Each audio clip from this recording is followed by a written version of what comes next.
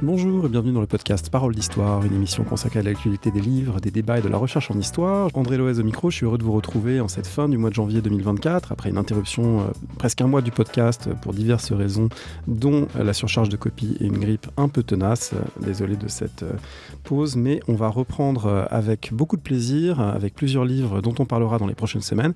Et on commence aujourd'hui avec Éric Fournier. Bonjour. Bonjour.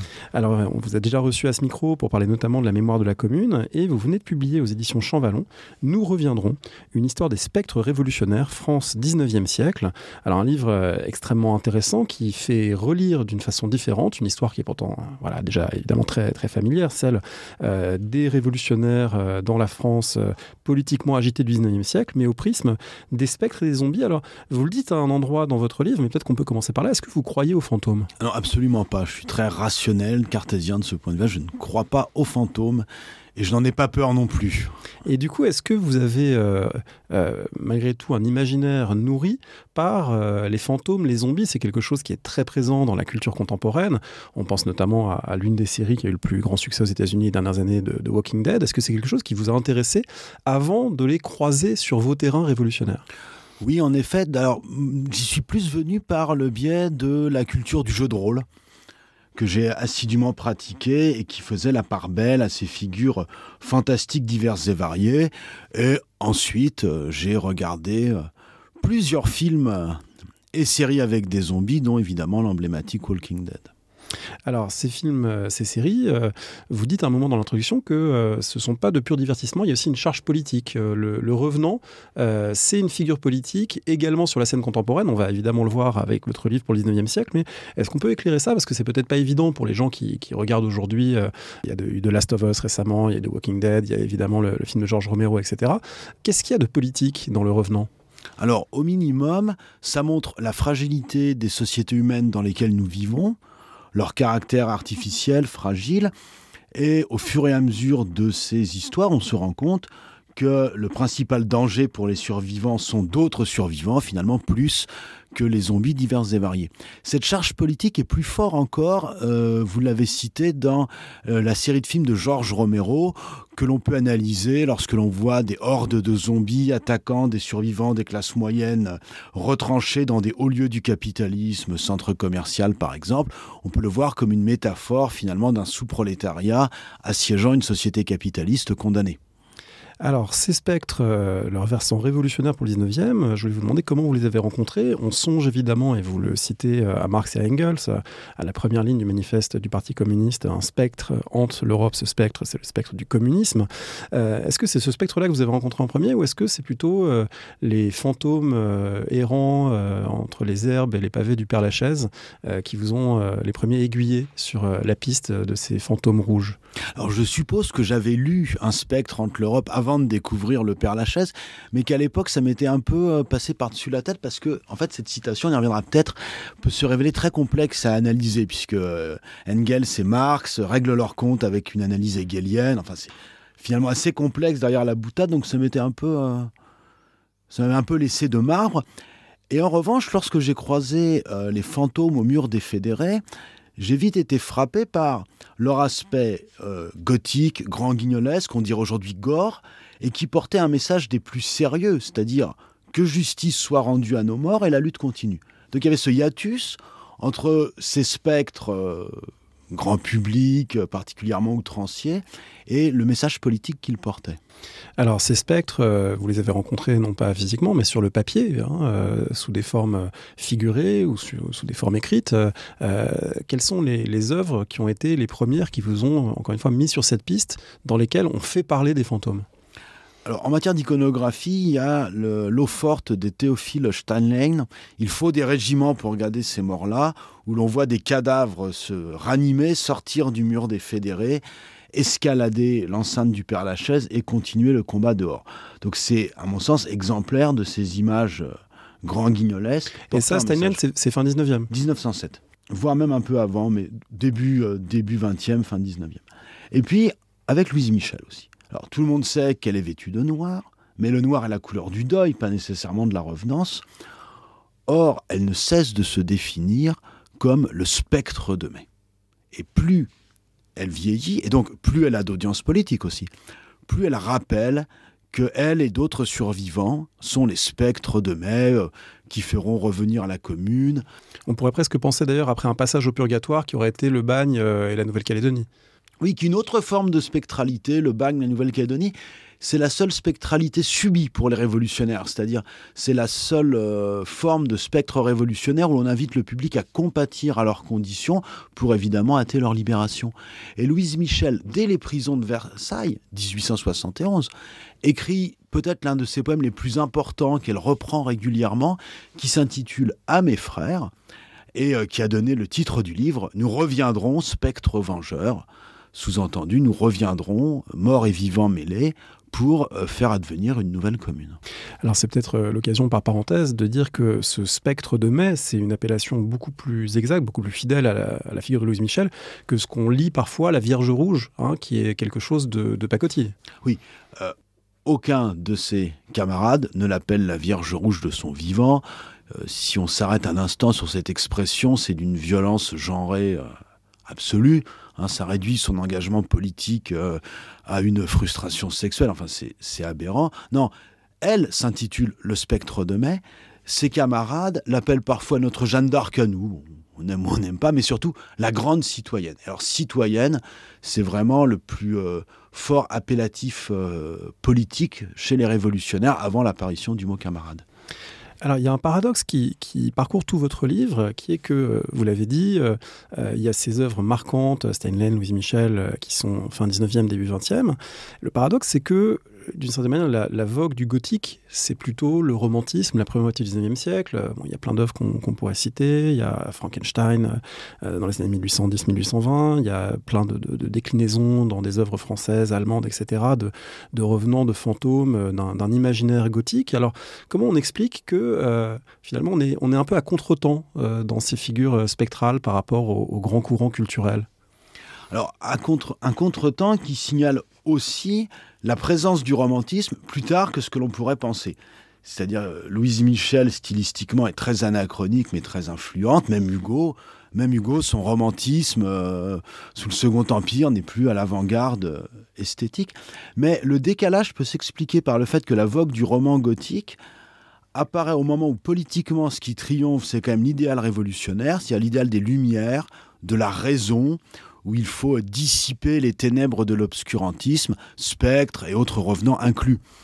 Et donc, oui, donc le spectre, c'est d'abord une figure de l'Ancien Régime à conjurer. Voilà, exactement. Le spectre, ceux qui croient aux fantômes, pour quelque raison que ce soit, sont des gens qui finalement restent dans la superstition, la crédulité, et ne veulent pas se tourner vers les temps nouveaux, rationnels, progressistes, éclairés.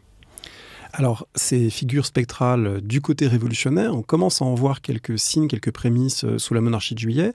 Vous citez, vous reproduisez en particulier, je signale qu'il y a un beau cahier iconographique couleur dans le livre chez Champvallon.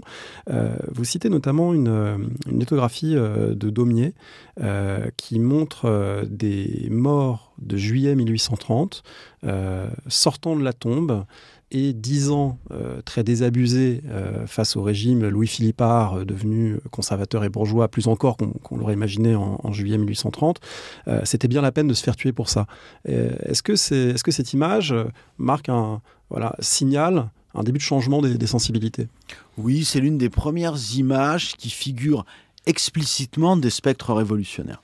C'est-à-dire que l'on peut voir les premiers signes et premières pratique finalement de spectralité révolutionnaire en 1832 lors de l'insurrection républicaine sociale des 5 et 6 juin, mais aucun ne se définit explicitement ou ne se figure explicitement comme spectre.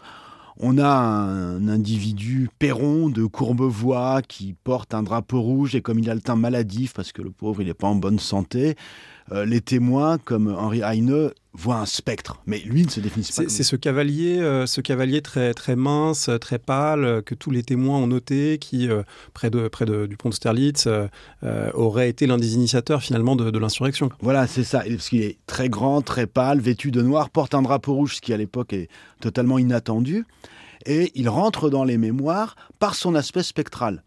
Mais lui, une fois en procès, il bredouille de vagues réponses. Du reste, il n'a pas vraiment participé à l'insurrection. Son cheval a pris peur avant. Mais qu'importe, sa présence a été notée comme telle par des témoins. Un autre très intéressant, c'est Charles Jeanne, auteur d'une phrase devenue célèbre. Alors qu'il est sur les barricades, un de ses amis, avant l'assaut final, lui demande s'il veut du pain. Il dit à quoi bon ? Il est 4 heures, dans 1 heure, nous serons tous morts. Donc là, il se met en scène comme un mort en vie. Oui, c'est le devenir spectre plutôt que le spectre existant. Voilà. Bon, alors après, c'est pas son ultima verba, puisqu'il réussit, fort heureusement pour lui, à s'échapper juste avant l'assaut final. Mais voilà, il y a des pratiques, des exhortations, des postures perçues comme spectrales. Victor Hugo écrira des pages sur la barricade spectrale des Misérables en dépliant cette citation de Charles Jeanne. Et effectivement, Daumier, en 1835, c'est le premier, à ma connaissance, à figurer explicitement des spectres révolutionnaires qui, dans leur forme, sont très sobres. C'est-à-dire, ils se relèvent de terre presque intacts, seules quelques blessures au front signalant leur état de revenant. Des revenants d'ailleurs qui ne sont pas encore vengeurs, mais qui sont plutôt qui sont critiques. C'est presque plus des figures de l'opinion que des figures de la subversion. Oui, c'est exactement ça. C'est-à-dire qu'il prolonge finalement cette ancienne figure du spectre en politique. C'est-à-dire que les plus anciennes figures à la Renaissance, au début des temps modernes, montrent finalement un dialogue entre le souverain et un fantôme. On pense à Hamlet par exemple, mais Henri IV a eu droit à ces dialogues avec des revenants, où finalement le fantôme exhorte le politique à mieux agir, à ne pas oublier, à se souvenir. Il n'y a pas de subversion. Effectivement, ces 3 vétérans des 30 Glorieuses se relèvent plus flegmatiques qu'insurgés. Alors, je signale le lapsus, les 3 Glorieuses et pas les 30 Glorieuses. Attention, les 3 Glorieuses. Il y a d'autres spectres, sans doute de l'industrialisation à outrance, qui vont venir nous hanter. Si à ce stade, on fait un petit point méthodologique, avant de continuer à dérouler ce 19e siècle, comment vous avez travaillé pour les trouver, ces spectres ? Est-ce que Gallica vous a été utile ? Est-ce que le fait de pouvoir aujourd'hui faire des recherches plein texte, de pouvoir chercher spectres, fantômes, revenants, a été un outil, un appui pour établir vos corpus ? Oui, ça a été un appui fondamental en partant de corpus prometteurs. Louise Michel et par exemple Victor Hugo dans Les Châtiments. On a gagné un temps fou pour trouver le nombre de poèmes qui m'intéressaient, sachant qu'il y a, là je m'adresse aux jeunes chercheurs et chercheuses, il y a évidemment beaucoup plus de mots-clés que spectre, fantôme ou revenant. C'est-à-dire après j'ai déroulé tombe, vengeance, retour, enfin beaucoup de mots-clés qui me permettaient de délimiter un corpus. Certains, en fait, je ne sais même plus comment je les ai trouvés, rétrospectivement. Je suppose que c'est par Gallica. Par exemple, le dénommé Jules-Henri Voisin, un insurgé du 2 décembre 1851, qui prétend, après avoir été laissé pour mort, qu'il a déjà été exécuté, condamné, donc on ne peut pas le juger une deuxième fois. Alors, c'est un cas très intéressant. Lui, je suppose que c'est en épluchant des histoires du 2 décembre, grâce à Gallica, que je suis tombé sur lui. Donc il y a de nouvelles façons de faire des recherches qui prennent un certain temps malgré tout. Il ne faut pas se figurer la recherche à l'ère de la recherche plein texte comme une sinécure, mais qui permet effectivement des balayages beaucoup plus rapides et peut-être plus précis. On se demande dans quelle mesure vous avez pu rencontrer des figures de la déraison à travers le spectre et le fantôme. Je pense à un livre de Laure Murat, L'homme qui se prenait pour Napoléon, qui montre que au début du 19e siècle, les asiles d'aliénés sont remplis de gens qui disent qu'ils ont été décapités, ou qui sont l'empereur, ou qui sont un fantôme, etc. Est-ce que c'est quelque chose que vous avez croisé au cours de vos recherches, ou est-ce que le sens politique prend le dessus sur un petit peu la confusion mentale, à quoi ça pourrait renvoyer ? Alors, le sens politique prend clairement le dessus pour ces spectres aussi. C'est-à-dire, c'est une figure très sérieuse, avec un fort pouvoir mobilisateur, qu'on ne peut pas invoquer à la légère. Elle est rarement invoquée, mais peut-être justement parce que c'est une chose sérieuse. Je pense par exemple à Émile Ollivier, un député républicain d'opposition à Napoléon III, qui s'était fait élire en disant « Je serai le spectre du 2 décembre ». Traduction, je dénoncerai inlassablement les crimes fondateurs de l'Empire. Bon, les choses étant ce qu'elles sont, il finit par se rallier peu à peu pour devenir finalement le chef du gouvernement de l'Empire des libérales. Et là, une importante campagne de presse lui rappelle qu'il a trahi cet engagement spectral et se moque de lui. C'est un spectre bon enfant. Et des années après, Lisa Garay parle de Olivier le spectreux improductif. Donc c'est une chose sérieuse qu'on ne peut pas invoquer à la légère. Et le spectre révolutionnaire s'efforce aussi de façonner un temps révolutionnaire. C'est-à-dire, il veut renouer avec les promesses non accomplies des révolutions vaincues. Et donc, finalement, il renvoie à la façon d'être maître du temps pour les révolutions, de s'opposer aux temporalités de l'ordre.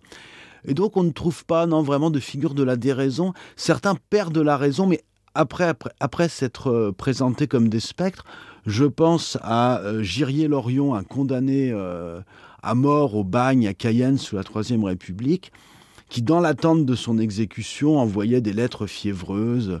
Est-ce pour aujourd'hui, est-ce pour demain? Je ne sais plus si je suis mort, je ne sais plus si je suis vivant. Sauf que lorsqu'il envoie ces lettres, il met en scène une efficace spectralité souffrante qui entraîne une importante campagne de presse en métropole. Girier-Lorion sa condamnation à mort est commuée en détention. Et le pauvre, c'est après avoir finalement tout donné pour se présenter comme spectre qu'il finit par mourir totalement épuisé. Non, je n'ai pas trouvé de spectre révolutionnaire déraisonnable. Alors, on a enjambé un petit peu avec Émile Ollivier le pur milieu 19e. Il faut y revenir parce que les années de la Seconde République, les années 1848-1852, sont très chargées déjà en ces différentes figures, avec des sens différents. Il y a les journées de février, évidemment, et la chute de la monarchie de juillet qui débute avec la promenade des cadavres. Il y a les journées de juin qui laissent beaucoup de morts sur le pavé parisien. Et puis, il y a ensuite un revenant, peut-être, revenant au moment de l'élection présidentielle. Est-ce qu'on peut décliner un petit peu comment l'année 1848, on viendra après sur 1851, mais comment l'année 1848 commence à mettre en jeu ces figures spectrales? Alors, elles mettent en jeu une figure qui est à présent disponible dans le répertoire d'images révolutionnaires, puisque quelques années auparavant, on a vu apparaître, ce qui est un phénomène nouveau, les premières multitudes de morts-vivants insurgés. C'est-à-dire, ce ne sont plus quelques vétérans des Trois Glorieuses, ce n'est plus un fantôme qui exhorte le souverain. Maintenant, nous avons des multitudes insurgés qui correspondent à cet horizon de l'ère des masses en politique qu'accomplit 1848. Cela étant, en février, les cadavres de la fusillade du boulevard des Capucines ne se prêtent pas à une mise en scène spectrale, car justice leur est rendue par l'immédiateté même de la Révolution. Oui, ils sont plus utiles finalement comme cadavres très concrets qu'on peut exhiber sous les fenêtres des Parisiens que comme revenants plus tardifs. Oui, parce qu'ils n'ont pas besoin de revenir. Ils sont encore tout chauds, quasiment. Ils sont tout chauds et puis ils pourront reposer en paix, car Louis-Philippe abdique. En juin 1848, l'importance du massacre des journées de juin aurait pu permettre immédiatement le déploiement d'une spectralité révolutionnaire, mais ce qui est frappant en étudiant les récits de la mémoire des vaincus, c'est que les massacreurs, finalement, sont décrits comme des êtres vils, tuant sournoisement, au débeauté, par des ruses pernicieuses, et donc ne permettent pas finalement aux mourants d'être des agonisants redoutables ou comme Charles Jeanne de lancer une dernière tirade fameuse.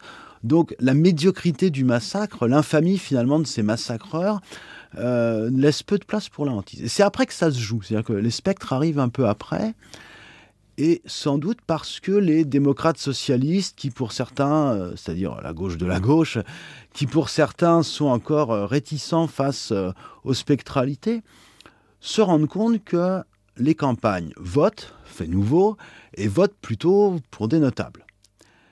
Que au sein de ces mêmes campagnes, plusieurs paysans, ou dans des petites villes, pour le premier vote de leur vie, fait avec émotion et fierté, on pense au texte célèbre de Tocqueville, ont inscrit sur leur bulletin de vote le nom de Malmort ou du général Malmort, c'est-à-dire dans des croyances populaires, Napoléon Ier lui-même, qui soit ne serait pas vraiment mort, puisqu'en 1848, techniquement, il pourrait être encore en vie, soit serait revenu pour accomplir à nouveau, sans doute, les 100 jours. Donc, des Français votant pour la première fois en leur âme et conscience décident de voter et d'inscrire sur le bulletin de vote Malmort ou général Malmort. Ce qui a sans doute contribué, du reste, à l'élection de son neveu Louis-Napoléon Bonaparte.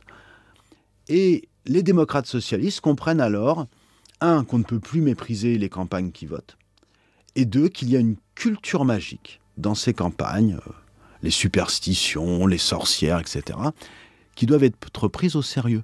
Et c'est à ce moment-là, finalement, que le fantastique trouve une légitimité dans le discours politique, y compris à gauche.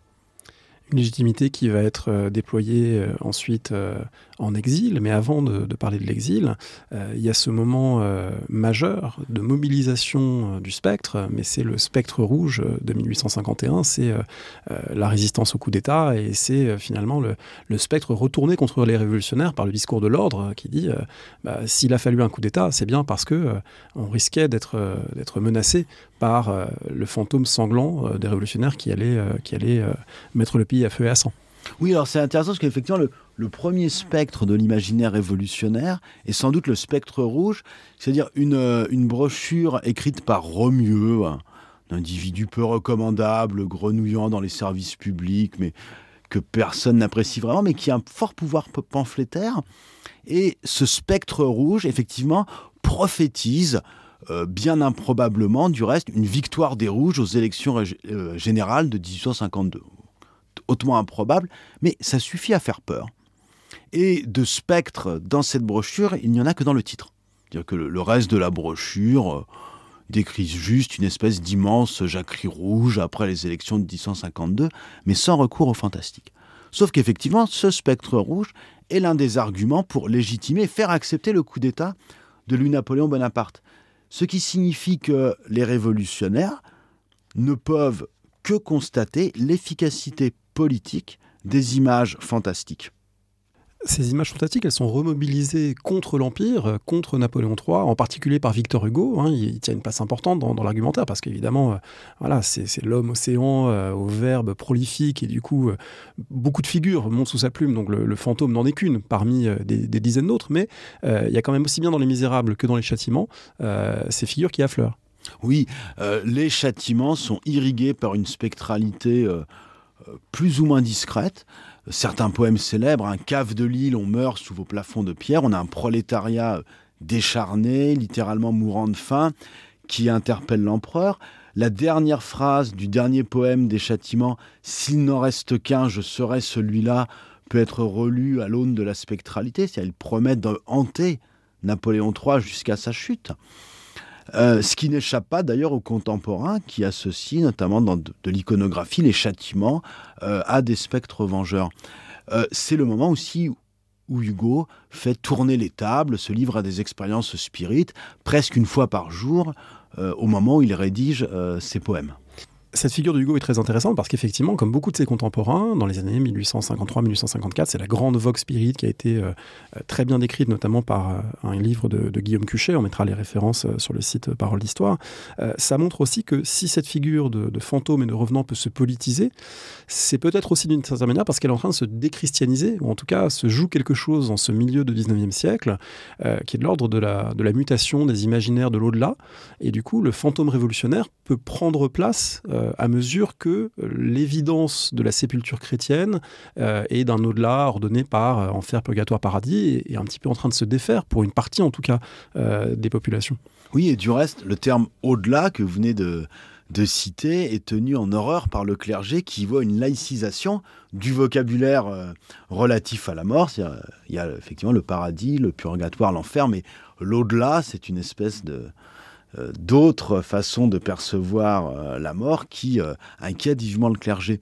Au-delà de la déchristianisation plus ou moins rapide selon les catégories sociales, ce qui est intéressant, c'est que, par exemple, les âmes du purgatoire, également étudiées par Guillaume Cuchet, maintenant dialoguent plus facilement avec les vivants. Donc les frontières entre l'au-delà et les vivants sont plus poreuses. Ces âmes du purgatoire sont finalement acceptées par l'Église car elles concurrencent l'importante vague spirit que l'on vient d'évoquer. Et puis le statut de la mort devient flou. C'est ce qu'Anne Carroll a appelé une très belle formule, les incertitudes de l'agonie. C'est-à-dire, à quel moment est-on vraiment mort ? C'est l'époque aussi où on a la crainte d'être enterré vivant. On a plusieurs pétitions en France au milieu du 19e siècle adressées jusqu'au ministère de l'Intérieur ou au Sénat pour avoir des règles d'inhumation précises de peur de se réveiller dans son cercueil.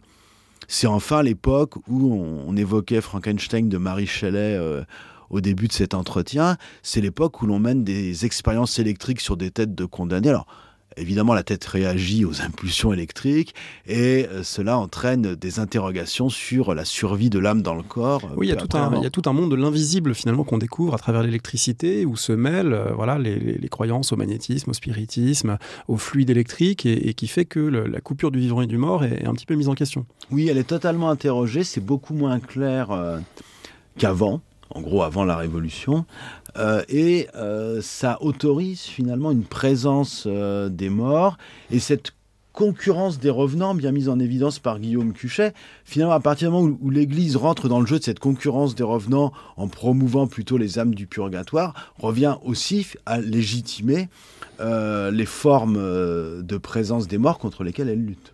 Alors c'est là qu'on va rencontrer la Commune, à la fois 1848 et la Commune, parce qu'une des hypothèses que fait Guillaume Cuchet dans son livre, c'est que la vogue du spiritisme, c'est aussi une manière d'exorciser les échecs ici-bas. C'est-à-dire que quand on n'arrive pas à faire la révolution, finalement, une des manières de se consoler, c'est d'aller chercher dans le dialogue avec les morts un exutoire. Et on pourrait dire que aussi bien les défaites des journées de juin que la défaite de la semaine sanglante et de la Commune pourraient être une manière de faire exister les spectres, parce qu'on n'a pas pu l'emporter concrètement. La révolution a échoué, mais les spectres peuvent toujours hanter les bourgeois qui ont gagné. Oui, les spectres permettent d'entretenir la flamme militante alors que les vents sont contraires.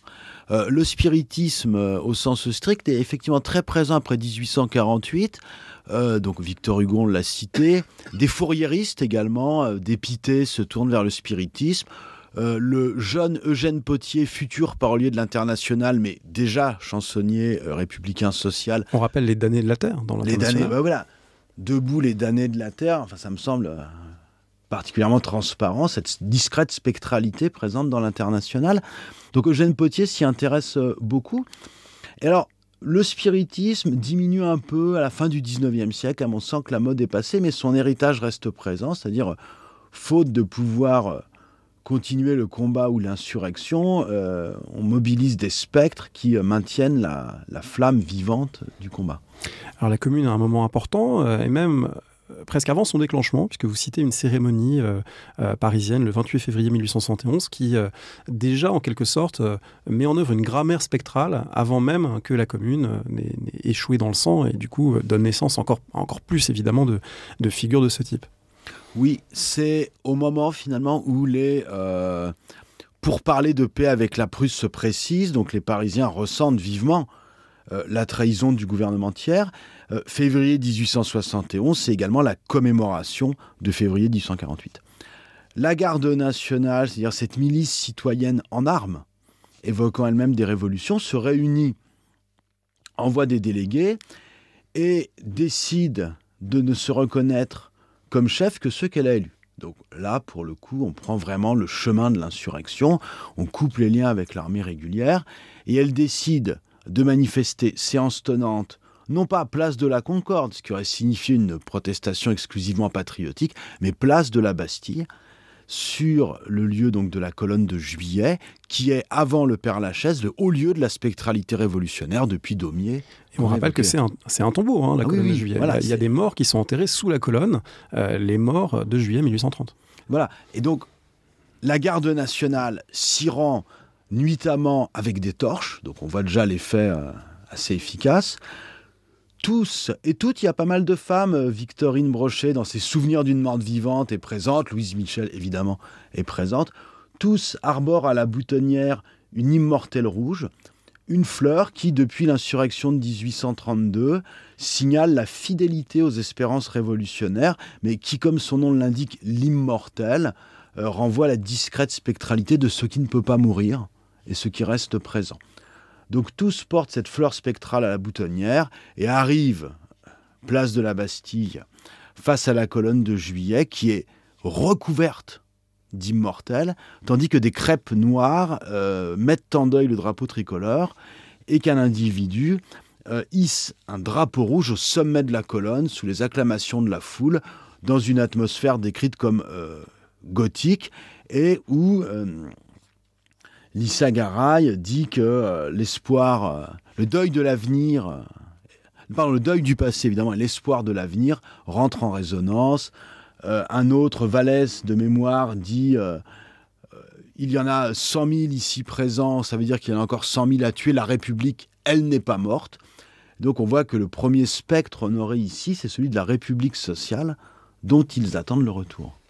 Alors cette République qui n'est pas morte, il y a un écho évidemment avec cette formule célèbre, la commune n'est pas morte, et la semaine sanglante de fin mai 1871 va donner une force nouvelle à tout cet imaginaire. C'est comme s'il y avait un imaginaire un peu diffus et qui du coup va se concentrer autour à la fois d'un lieu, le mur des fédérés, d'un événement, la semaine sanglante, et de personnages qui sont ces personnages de morts tombés pendant la semaine sanglante, ou de survivants qui du coup se disent et se vivent comme des fantômes. Il y a les deux, hein. Il y a les vrais, entre guillemets, fantômes de gens qui sont effectivement morts à ce moment-là, et puis il y a ceux qui se disent aussi des fantômes, donc plusieurs registres mêlés, mais quelque chose qui se cristallise très fortement autour de la commune. Oui, parce que lors de la semaine sanglante, qui est, quelle que soit la querelle des chiffres, le pire massacre en Europe entre 1793 et 1917, lors de la semaine sanglante, les récits des vaincus pour accabler les Versaillais faisaient assaut finalement d'imagerie gothique, plus ou moins plausible, hein. Les ruisseaux de sang qui colorent la Seine en rouge, ça me paraît compliqué. Mais ce qui importe, c'est que ces récits circulent et font que dorénavant, les spectres révolutionnaires seront définitivement empreints d'une grandeur gothique. Ils sont de plus en plus horribles, décomposés, affreux, mais portent encore plus vivement les espérances politiques de cette commune décrite immédiatement comme une aurore. Et certains, effectivement, de ces spectres sont invoqués par les survivants au mur des fédérés en expliquant qu'on les entend, ils sont prêts à surgir de terre, qu'ils font trembler les possédants. Mais d'autres ont éprouvé cette condition de mort-vivant. L'un des lieux communs des récits des communards et communardes survivants est de dire que les Versaillais ont fusillé nombre d'inconnus, et d'innocents évidemment, ressemblant à des figures de l'insurrection. Et donc, de nombreuses figures que l'on croyait mortes, finalement, sont retrouvées en Suisse, en Belgique, à Londres. Et c'est le thème, finalement, des morts prétendues de la commune, qui insiste sur une violence versaillaise plus qu'arbitraire, aveugle. Et il y en a une qui a particulièrement éprouvé ce statut, c'est Victorine Brochet, dans ses souvenirs d'une morte vivante. Elle est à Paris pendant la semaine sanglante, et les Versaillais sont persuadés de l'avoir fusillée, et sa mère dit l'avoir reconnue. Alors est-ce que sa mère était désespérée, ne voyait plus très bien, ou est-ce qu'elle a eu la présence d'esprit de dire oui, bien sûr, c'est elle? Toujours est-il que Victorine Brochet part en quête de sa mère, retourne dans son ancien quartier, où là elle éprouve pleinement le statut de morte vivante. C'est-à-dire que son voisinage, la croyant morte, est horrifié à sa vue, tout simplement parce qu'elle va attirer sur eux la répression versaillaise. Donc elle fait ici l'expérience de la mort sociale, c'est-à-dire tous ceux qu'elle connaît depuis des années lui disent « partez, partez, s'il vous plaît, partez ». Et l'histoire finit bien, elle finit par retrouver sa mère, après avoir causé quelques frayeurs à d'autres connaissances, et réussit à s'échapper de Paris en se faisant passer pour une veuve éplorée, drapée de noir et donc au visage invisible. Donc elle, non seulement elle a éprouvé vraiment ce statut de mort-vivant, mais elle a su aussi en jouer pour pouvoir quitter Paris. Est-ce que vous avez parlé des exils des communards, Bruxelles, Londres, est-ce qu'il y a une européanisation de la figure du spectre? Est-ce que c'est une figure qu'on trouve ailleurs, chez d'autres révolutionnaires, chez des Allemands, chez des Russes? Est-ce que vous l'avez rencontré? Alors, le peu de recherches que j'ai pu faire, la réponse c'est non, mais j'invite celles et ceux qui parlent mieux que moi d'autres langues étrangères à se pencher sur cette question. J'ai pu sonder un peu le terrain russe sans grand succès. A priori, pas vraiment, ou pas sous cette forme. Donc ça serait un très très beau chantier à mener. Et moi, personnellement, je suis limité par ma maîtrise des langues étrangères, mais à ce stade, je n'en ai pas vraiment trouvé. Ah, il faudra chercher s'il y a des fantômes de Peterloo, par exemple, qui hantent le monde du chartisme britannique. On demandera à nos amis 19e spécialistes de regarder et de nous confirmer ça. Cette spectralité, elle est d'une certaine manière réactivée ou réinvestie sous une autre forme qui m'a beaucoup intéressé pour avoir travaillé sur la Grande Guerre précédemment, parce qu'on va retrouver le même type d'imagerie, une iconographie vraiment quasiment exactement identique, mais avec un sens politique très différent. Enfin, à la fois très différent, mais en même temps avec des points de convergence au moment de la Grande Guerre et après la Grande Guerre, parce que les morts qui viennent demander des comptes aux vivants, ça devient un des topoi les plus courants de la littérature d'après-Première Guerre mondiale. C'est dans le film d'Abel Gans, J'accuse, c'est dans Le Réveil des morts de Dorgelès, qui est une œuvre très puissante de ce point de vue-là. Donc, est-ce que vous avez vu des rapprochements, de l'intertextualité entre ce qui se joue fin 19e, début 20e dans les milieux socialistes, et puis ce qui se joue un peu sur une autre scène au lendemain de la Grande Guerre? Il y a une similitude formelle assez forte, accentuée par le fait que finalement la guerre des tranchées, ces espaces dantesques, ravagés, où finalement les cadavres peuvent affleurer de terre après un bombardement, où les gens peuvent agoniser dans le no man's land pendant des heures ou des jours, tout ceci fait écho à ces spectralités des massacres contre-révolutionnaires. Donc le lien peut se faire comme ceci, et ça actualise la figure du spectre. Ce sont également des multitudes spectrales qui demandent justice, que ce soit dans J'accuse d'Abel Gans ou le Réveil des morts de Dorgelès. Multitudes spectrales qui correspondent évidemment à la mobilisation générale demandée à la population masculine. Et ce sont également des morts vivants relativement politiques, mais pas révolutionnaires. Donc c'est ça qui était intéressant, effectivement, c'est que ils demandent justice. Oui, ils demandent des comptes. Parce qu'ils sont morts, ils ont le droit de demander des comptes. Ils sont morts, il ne faut pas qu'ils soient morts en vain. Ils demandent des comptes, et ces comptes visent soit à prolonger une forme d'union sacrée contre les accapareurs, les profiteurs, les embusqués, soit finalement à renouer avec une société vertueuse d'avant-guerre précocement idéalisée. Et donc là, ce ne sont pas des spectres révolutionnaires, puisque finalement, ils veulent un retour à ce pourquoi ils se sont battus, c'est-à-dire pour aller vite la belle époque et pas la lutte des classes. Mais la figure du spectre révolutionnaire post-Première Guerre mondiale est aussi actualisée immédiatement après la Grande Guerre, lors de la montée au mur des fédérés de 1921, centrale pour le jeune parti communiste français, parce qu'il faut marginaliser la SFIO, montrer au Comintern la place centrale du parti communiste français, héritier de la Commune, dans une internationale communiste qui valorise l'événement, et aussi la conscience qu'avec la Grande Guerre, tout un pan des mémoires des luttes sociales peuvent s'effacer, soit écrasés par la mémoire récente du conflit, soit simplement parce que ceux qui les ont vécus sont morts. Et donc, le mur des fédérés a ici un rôle important à jouer pour renouer avec la mémoire des luttes, et ça s'exprime notamment sous la plume de la journaliste Séverine, par un paroxysme de spectralité révolutionnaire gothique. C'est-à-dire, jamais le mur des fédérés n'a été aussi gore, avec littéralement le sang qui suinte du mur, les cadavres qui se relèvent, tous plus horribles les uns que les autres. Là, le massacre au mur des fédérés évoque furieusement les mitrailleuses balayant les soldats sortis des tranchées.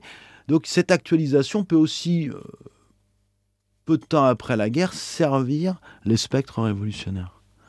Entre-temps, il y a eu un épisode qui a pu réactiver aussi cette figure, c'est la fusillade de Fourmies en 1891, un 1er mai sanglant qui laisse 9 morts de mémoire, et dont beaucoup de très jeunes gens.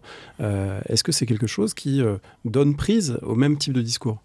Oui, c'est-à-dire qu'à Fourmies, des signes de spectralité apparaissent, la présence des fleurs spectrales, ici plus l'églantine du reste que l'immortel, mais ce sont des fleurs du deuil, du souvenir et de la lutte qui renvoient à cette forme de spectralité.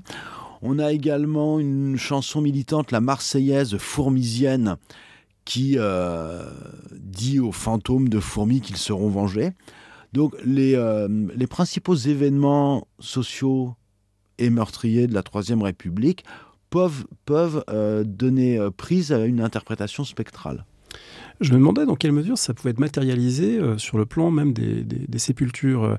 Si je prends deux exemples opposés, si on regarde le tombeau de Napoléon aux Invalides, on voit un sarcophage de marbre duquel aucun fantôme peut sortir. On a quelque chose qui est tellement solennel et tellement clos que on voit mal comment il pourrait hanter. Et c'est la condition pour que sa gloire rayonne, c'est que le fantôme est contenu. Inversement, si on regarde le gisant d'Auguste Blanqui au Père-Lachaise, ce qui est une sculpture de Dalou, un gisant un peu décharné, on se rend compte qu'on a presque là quelqu'un qui pourrait reprendre vie. Alors est-ce que les sépultures des révolutionnaires, ordinaires ou grandioses comme Blanqui, disent quelque chose du fait que la tombe est scellée ou que la tombe peut-être pourrait se rouvrir? Alors, les sépultures, sauf exception comme celle de Blanqui des révolutionnaires, sont quand même souvent plutôt sobres. Ne serait-ce que parce qu'il peut y avoir des conflits entre les camarades et la famille, qui peut aussi disposer de la dernière demeure.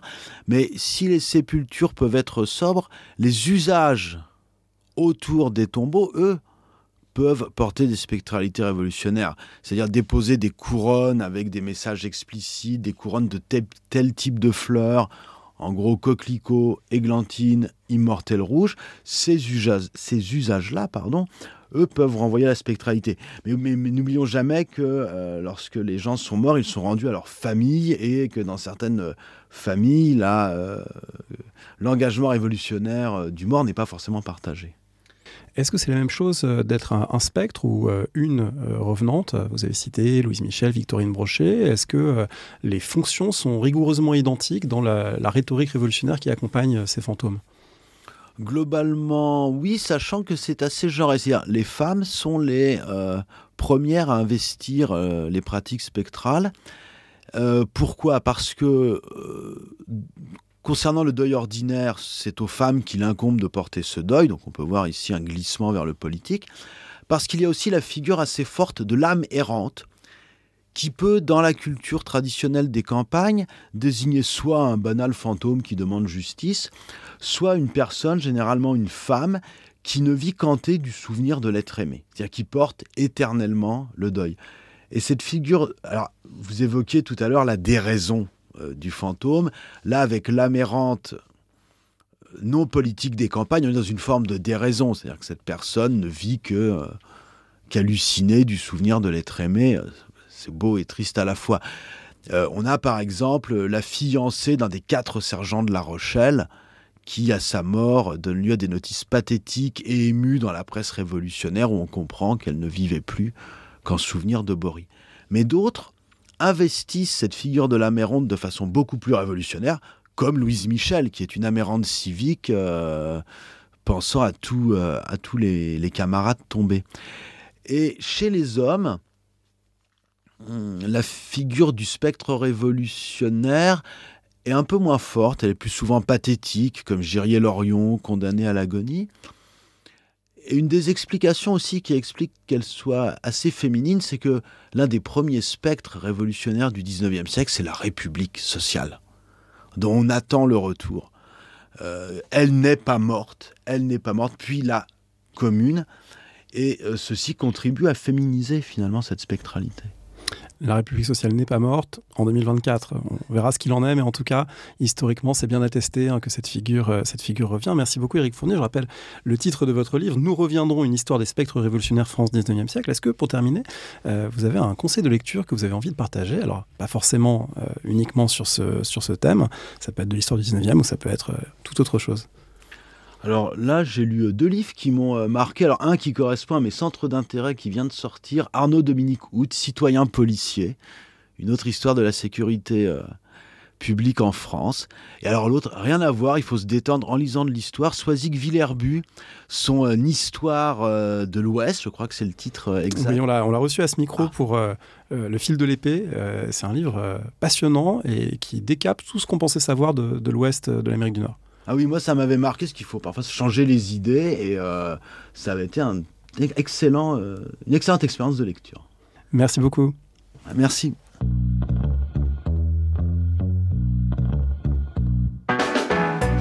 Merci de nous avoir écoutés. Rendez-vous sur le site www.paroledhistoire.fr pour toutes les informations sur le podcast, pour vous abonner, écouter ou télécharger les autres émissions.